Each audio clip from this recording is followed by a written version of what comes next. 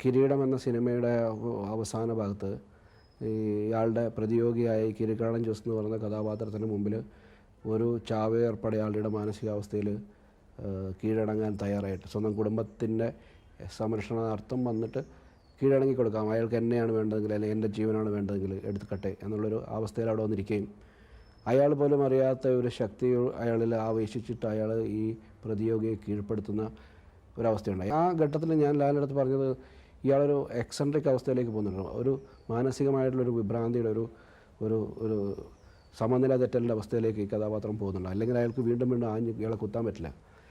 അങ്ങനെ എത്തുമ്പോഴത്തേക്കും നമുക്ക് അപ്പോൾ ലാലിൻ്റെ അടുത്ത് വെച്ച് അങ്ങനെയാണെങ്കിൽ ഒരു ഒരു ഒരു ഒരു മാനറിസത്തിൽ നമുക്ക് എന്തെങ്കിലും ഒരു ചേഞ്ച് ഫീൽ ചെയ്യിപ്പിക്കണ്ടേ അയാളുടെ. അങ്ങനെയാണ് ലാൽ കണ്ട് അനുഭവമുള്ള ഏതോ ഒരു മാനസിക വിഭ്രാന്തിയുള്ള ഒരു വ്യക്തിയുടെ ഒരു ഒരു ചേഷ്ട എന്ന നിലയിൽ ലാൽ സജസ്റ്റ് ചെയ്തതാണ് ഞാനിങ്ങനെ ചെയ്യട്ടെ എന്ന് ചോദിച്ചു. എന്നിട്ട് ഞാൻ കാണിച്ചു തന്നത് അതിപ്പോഴും നിങ്ങൾ ആ പടം കാണുമ്പോൾ നിങ്ങൾക്ക് മനസ്സിലാവും. ലാൽ എന്തോ വായിലിട്ട് ചവയ്ക്കുന്ന പോലെ തോന്നും. അതിൽ തന്നെ ഒരു അബ്നോർമാലിറ്റിയുടെ ഒരു ഛായ നമുക്ക് കിട്ടും.